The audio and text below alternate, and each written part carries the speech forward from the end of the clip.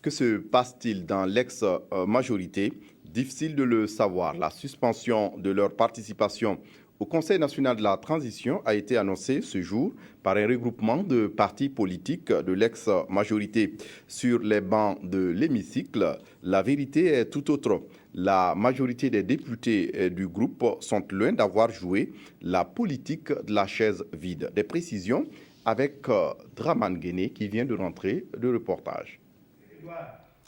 Première séance plénière au CNT après l'adoption de la loi portant révision du code électoral.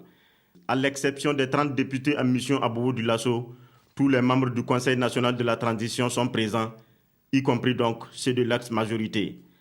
En tout cas, 8 parmi eux sur 10, regroupés au sein du groupe parlementaire Alliance pour la République et la démocratie, ont pris part à cette plénière.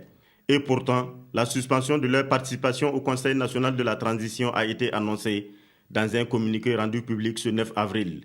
Sept partis politiques de l'ex-majorité, dont le CDP, l'ADF, RDA et l'UNDD, sont signataires de ce texte qui stipule également que les partis politiques membres du groupe ARD suspendent leur participation à la Commission nationale de réconciliation et des réformes.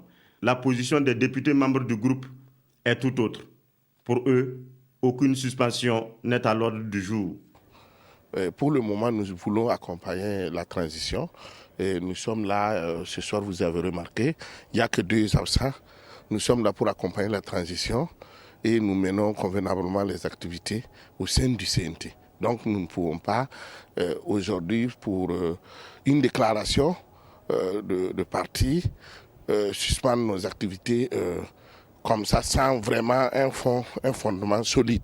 Et c'est vrai, nous avons tous voté contre la loi, le code révisé.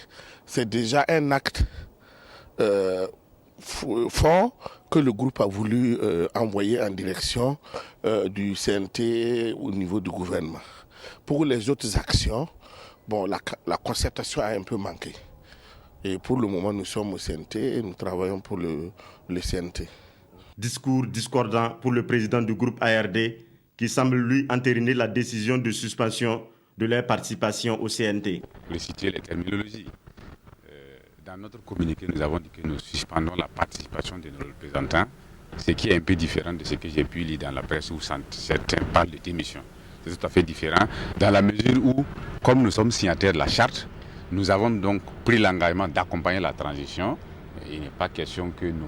Mais si nous sommes arrivés à ça, c'est précisément parce qu'à travers donc, le vote de la loi portant révision du code électoral qui a eu lieu le 7 avril tout récemment, il y a des dispositions que nous trouvons qui sont des dispositions qui excluent toute une partie donc, de la population du jeu électoral sur le principe que c'est le peuple qui le demande.